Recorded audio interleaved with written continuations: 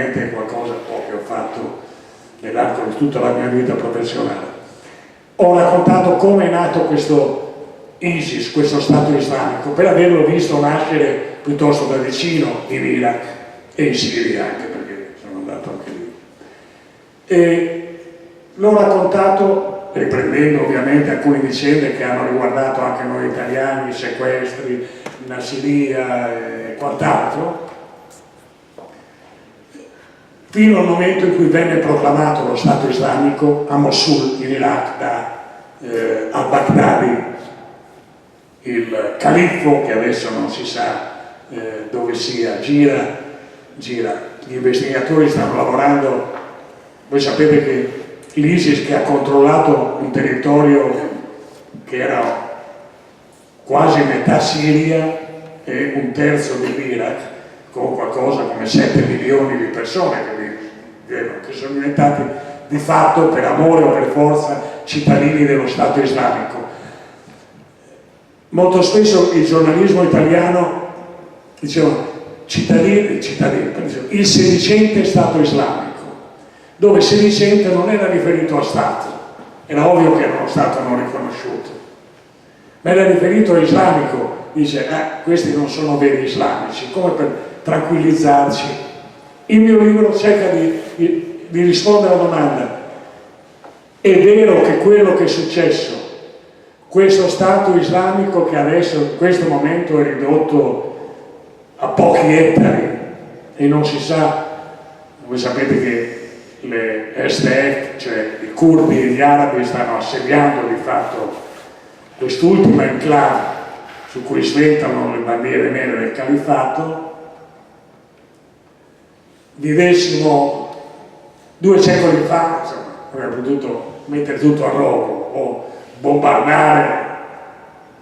Questo oggi non solo non può essere fatto, ma non deve essere fatto. Ci sono ancora dei civili e soprattutto ci sono degli ostaggi, tra cui si spera a questo punto anche padre Paolo Dall'Oglio, il gesuita che ormai da 6 anni è scomparso a Raqqa, quella che allora era la capitale dello Stato islamico.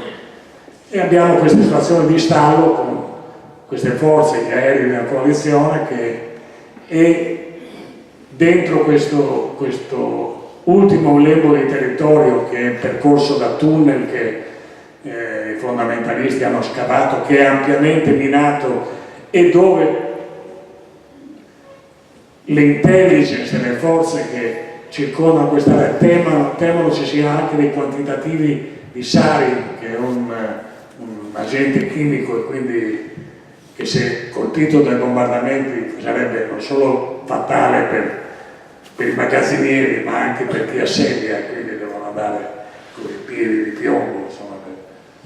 Ma la sensazione per i messaggi che arrivano da quella zona è che chi è rimasto lì dentro, poche centinaia di combattenti, sicuramente non il califfo al-Baghdadi, che come spesso succede è stato tra i primi a darsela, ci sia l'idea di finire tutti quanti uccisi per creare una specie di mito, di epica, di retorica della resistenza a ogni costo, che possa essere utilizzato poi questo naturalmente poi è il grande punto di domanda, perché anche nel momento in cui, e lo dico con egoismo, conosco la Siria, conosco l'Iraq, è ovvio che la fine dello Stato islamico è un sollievo per milioni di persone lì, e però da un certo punto di vista egoistico nostro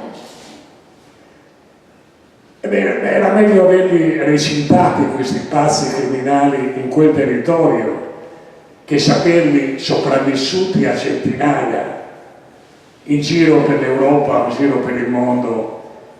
Era meglio averli alla luce del sole piuttosto che non nelle cave e le cantine del terrorismo internazionale. E guardate bene che ci sono centinaia, questo è un altro, prima credo è stato presentato un avvocato, questo è un altro bel problema.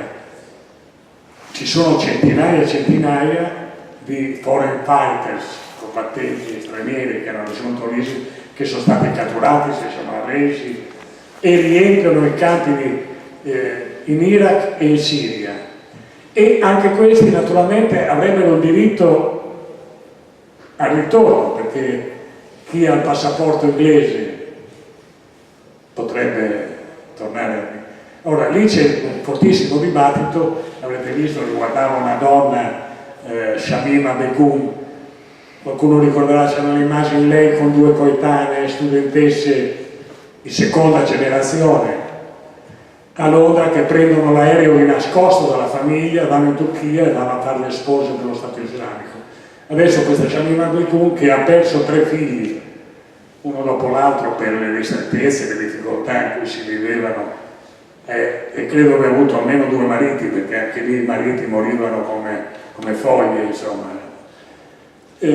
Vorrebbe tornare in Gran Bretagna, non ha neanche pentita, perché non ha detto fatto, anzi, e il ministro l'equivalente del ministro degli interni inglese ha detto no, le togliamo la cittadinanza.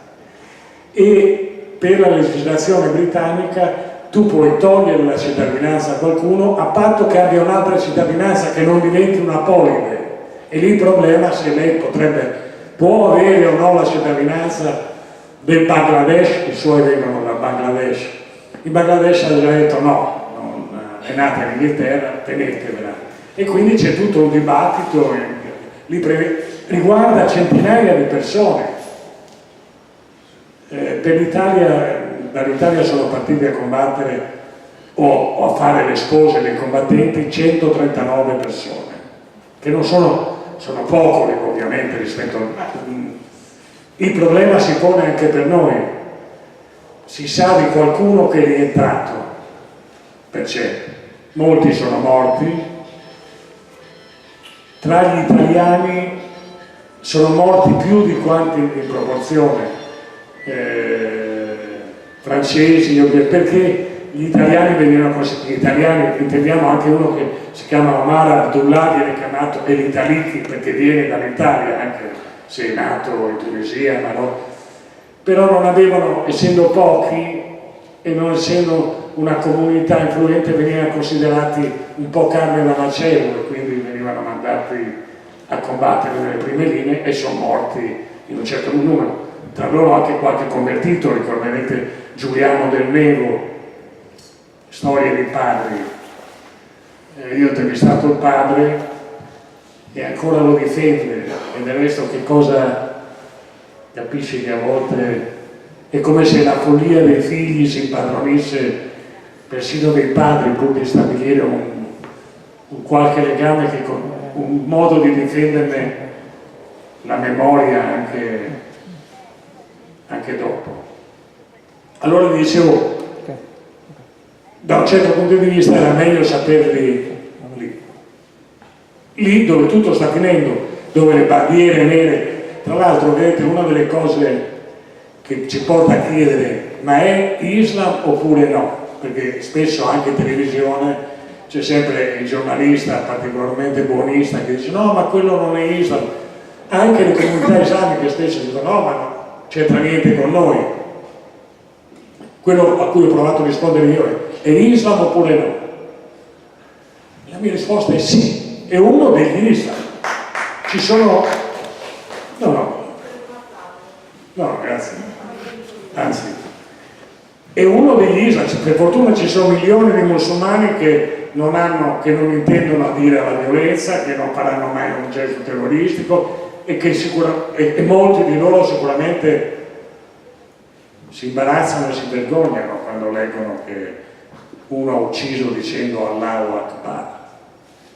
Però è un Islam, e anzi va detto purtroppo che è un Islam estremamente coerente. Se voi seguiste, come tocca fare a me, la propaganda dei fondamentalisti islamici, vedeste che è persino noiosa litania di concetti coranici, di citazioni del Corano, ossessionati dai testi sacri. E allora lì si tratta non di